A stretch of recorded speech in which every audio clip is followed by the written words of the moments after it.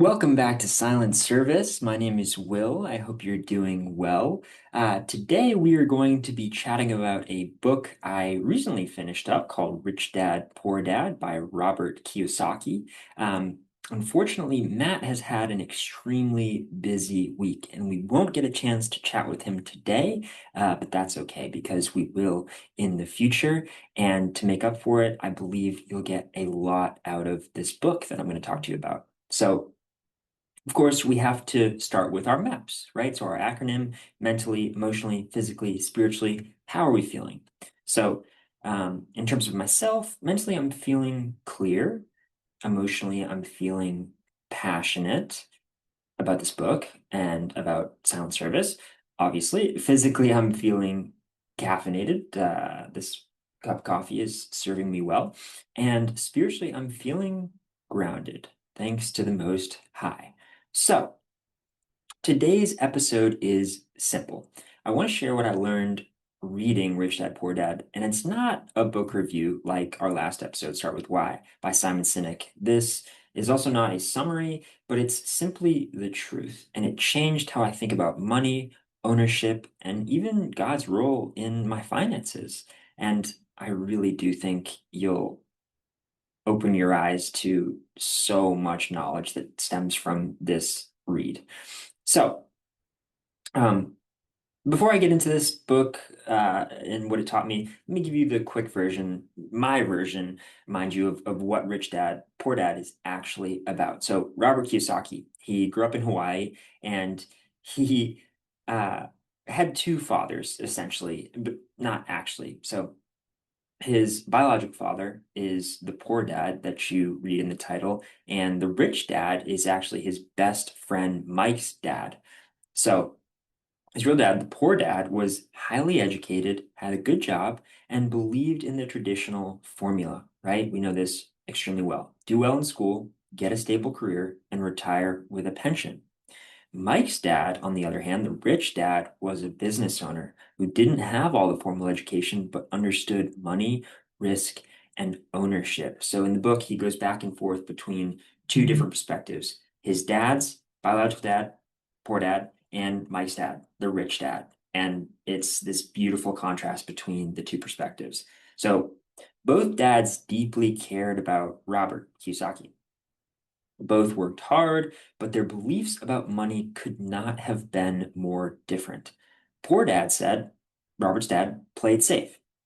Rich dad said, learn the game. And the biggest takeaway here is that most of us are taught to work for money, but very few of us are taught how to make money work for us. So, in essence, this book challenged me to stop chasing security and start thinking like a steward, excuse me, a word that Matt and I adore. So, not just about income, but about impact, about ownership, and about legacy or the legacy that we want to leave behind once we head on up to heaven.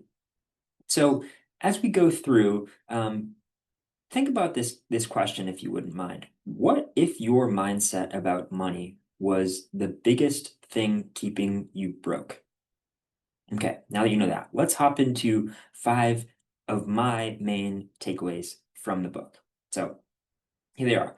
Five truths that continue to shape how I lead, build, and live today. Number one, the poor work for money. The rich make money work for them. And this isn't about greed, it's about freedom. It's about building systems that give you time and control, aka, I'll use a term that Robert loves, the rat race, exiting the rat race, right? So, number two, an asset puts money in your pocket, a liability takes money out. So this simple concept changed the way I see cars, homes, businesses, and even hobbies, all thanks to Robert. And mind you, this book has been translated into hundreds of different languages, over 40 million copies sold, and it has been the number one personal finance book for decades. So I highly encourage you to give it a read yourself if what I'm sharing with you is of interest. So, number three, school teaches us how to be employees, not owners. Robert talks about this idea that the education system fails us when it comes to money because we don't learn how to steward our finances effectively. And this doesn't make education bad. It just means we have to take responsibility for learning what school doesn't teach us, right? We have to take the initiative to learn what we're not learning or what we didn't learn. So, number four, mindset shapes your money more than your income ever will. So you can earn six figures and still be broke, right? Well, why is that? Because you can buy a massive house, you can have beautiful cars, and just be able to meet those payments required to have those wonderful things and have limited capital left over. Or on the other side of the spectrum, you can make $60,000 and be growing wealth, or your asset column, as Robert likes to say. So it's how you think, not just what you earn. This is about building your mindset and becoming extremely financially literate. It's very, very important if we want to exit the rat race, or the cycle is probably a nicer term. So number five, fear and desire keep people stuck, right? So the fear of losing, this desire to look like you've won is tremendously real and it's detrimental as well. So both lead to poor decisions and they're louder than we like to admit, right? We often keep these thoughts and feelings to ourselves. That's why it's so important to learn, to read, and to invest in ourselves via learning. So now let me go ahead and walk you through what each of these ideas did for me, what they exposed, really, and so ultimately what they stirred up in me. I would love to be able to share with you. And I'd also like to explain how I'm trying to live differently because of them. So now let's hop into some of these lessons. Number one, ownership over employment. The rich don't work for money. They make money work for them. And Robert takes a ton of time to talk about taxes and finances and understanding a lot of different variations of taxes and financial law, if you will, that we just didn't learn in school. So it's pretty much like getting an education in topics that you didn't learn about in your K through 12 education or even college in, you know, 4 or 5 hours, however long it takes to read the book. It's about 350 pages, and it's fantastic. So my take on the lesson that I just shared with you is this challenged how I was taught to value security, right? So my job, paycheck, what have you. And we don't learn about money in school, as I've shared, but we should, right? And in a sense, I don't mean to sound like a victim, because we're most certainly not. We have to hold ourselves accountable and not make any excuses whatsoever. Um, but we have to go out of our way to understand and figure out what we didn't learn. Right? We don't know what we don't know, so we have to try to understand what we don't know. And that means it's on us to go get that education. And as we go through these lessons, I do want to just tie in some faith aspects because it's sincerely important to Silent Service, to Matt and I, and to this lovely opportunity to chat with you. So God calls you and I to steward, not just survive. So ask yourself, am I managing what He gave me, or am I just getting by? Okay. Number two. Lesson number two, financial education is a spiritual discipline. It's not about how much you make, it's about how much you keep. That is a fantastic quote, and it's one that Robert references all the time. In other words, pay yourself first, right? When it comes to your taxable income, make sure you pay yourself first. Robert was so adamant on this law throughout the book. And I'll read it again. It's not about how much you make, it's about how much you keep. So my take on this is, I grew up knowing hard work mattered, but no one talked about assets and liabilities. Maybe it was because my parents, family, friends were kind enough to, let me be a kid growing up. But now I'm in this stage where I've taken the initiative to learn about money, about business, And I've ended up having much deeper and more fulfilling conversations with people that are close to me because, some people don't like to talk about money because it makes them uncomfortable. But if we continue to avoid the topic, we're never going to understand what we don't know. So it's vital to the success of our future to have these conversations and to ensure that our kids or our future kids can live a lifestyle that they enjoy and so that they can get the most out of life and so that you can get the most out of life as well. So continue on my take here. Assets, again, they put money in your pocket. Liabilities, they take money out of your pocket. So very, very interesting there. And nice to have sort of a simplistic view on those two different those topics there, assets and liabilities. Now, obviously, it's crucial to fail to attain success, right? If you think about it, failure is the currency to achieve success. We all have to fail in order to achieve success. So at this stage in my life, just a little personal anecdote, I am all about failure. And that probably sounds a little strange, but I know that if I want to learn to the best of my ability, I have to fail. So we all learn so much more when we fail than we do from success, which is why the education system isn't the most wonderful that it could be, in my opinion, because we are, you know, um, held accountable in a negative way for making mistakes in school. So I wonder though, if a teacher were to applaud us for making mistakes and smile because of the amount of learning we're actually doing, I think the education system would be a little bit better.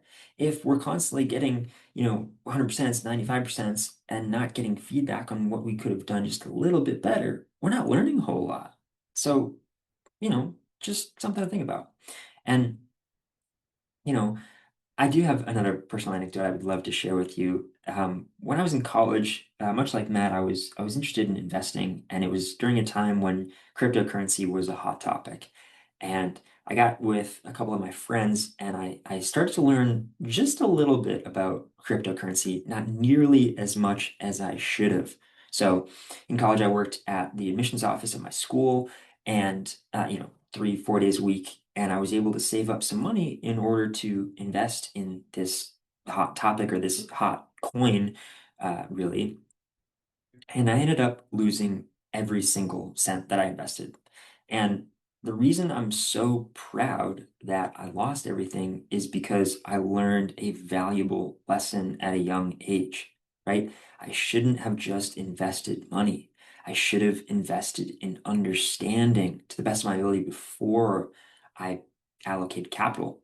And that lesson speaks volumes to the way that I intend to lead and build my future life, right? Always understand, always invest in understanding before you make a real investment in yourself, in a learning course, in a stock. So, of course, little faith tie in here. Jesus, he didn't warn about money to make us afraid of it. He talks about money in the Bible, but to help us see how easily it becomes the thing we serve instead of the one we follow. So, in essence, make sure you're following and praising Him as opposed to the money in your wallet or your bank account. So, lesson number 3, fear keeps people poor, right? Most people are controlled by fear and desire, fear of losing or a desire to look rich.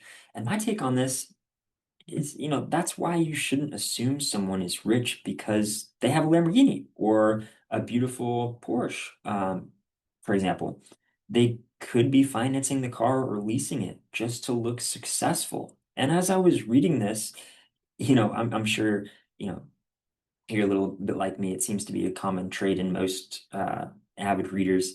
You read something, a good book, and then you tend to look up and be a bit pensive in your thought process as you go. And when I was reading this section of the book, it made me remember a quote by a gentleman named Dave Ramsey. He writes, "Many people use money to buy things they don't need with money they don't have to impress people they don't know." fascinated. Many people use money to buy things they don't need with money they don't have to impress people they don't know. So Robert talks about the fact that there is poverty in playing it safe. So risk doesn't mean recklessness, but comfort isn't the goal, right? So God hasn't given us a spirit of fear, but fear still shows up in our personal finances.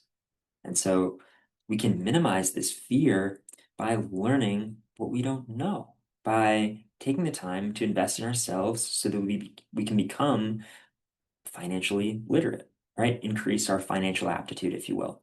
Now, lesson number 4, build. Don't just budget. Robert talks about this idea that we should mind our own business. Now, what does he mean by that? It means we all have jobs, right? We all have to have some kind of access to capital to pay rent, to pay our mortgage, to, pay our car payments.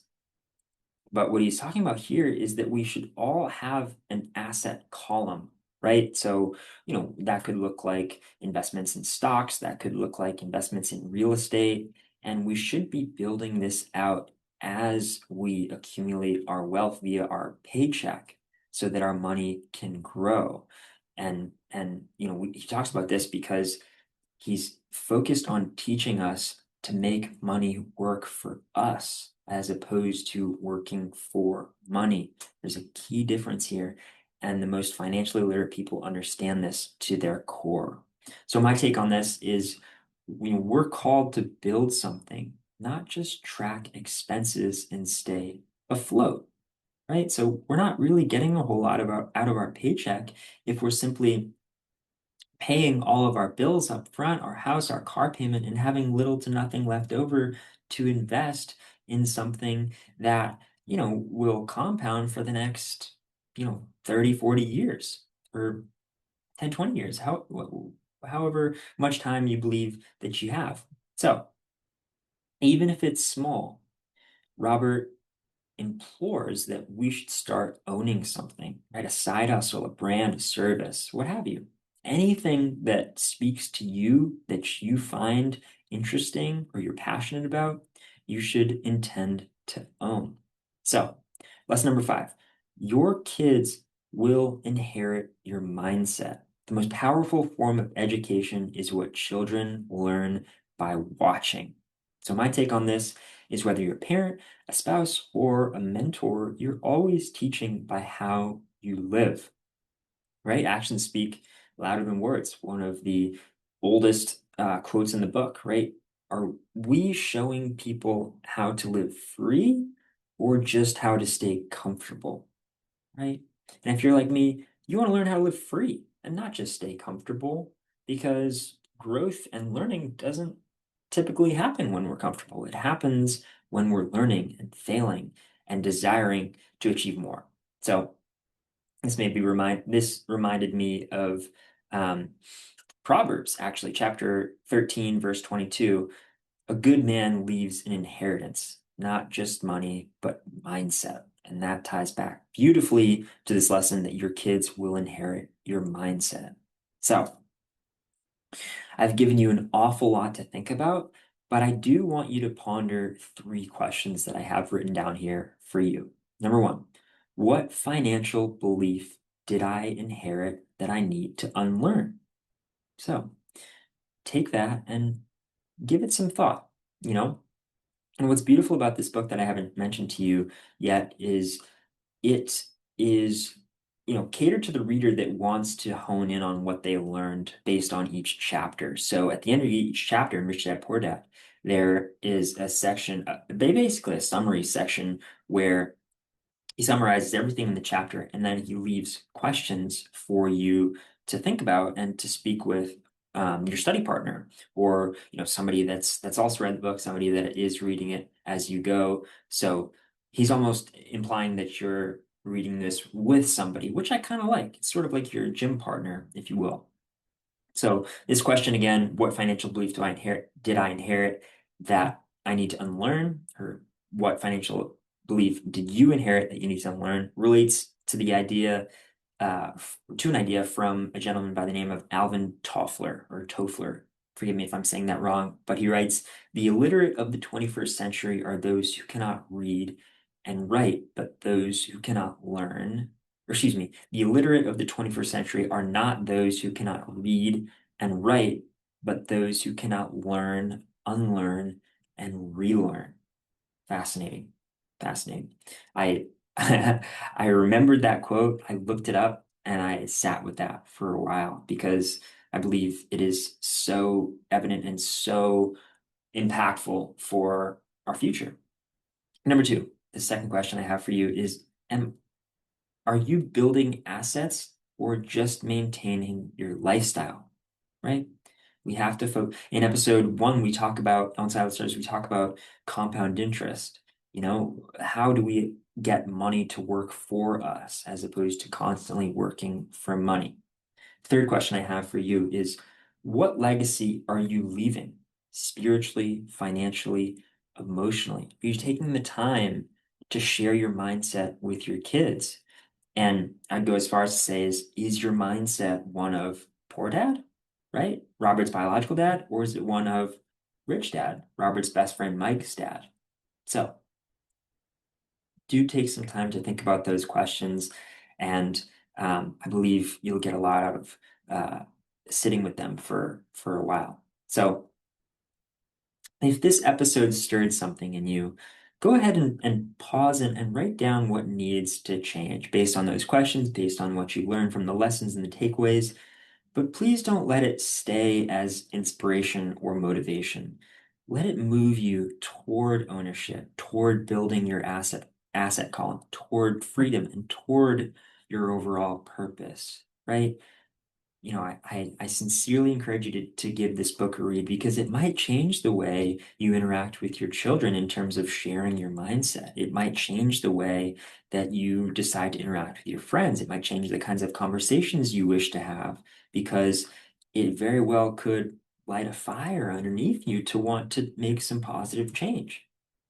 So, and to if this helped change or shift your mindset at all, go ahead and send it to someone who needs a better money story, or simply, share the audiobook for Rich Dad Poor Dad with them and say, I listen to this podcast. I think you could get a lot out of it.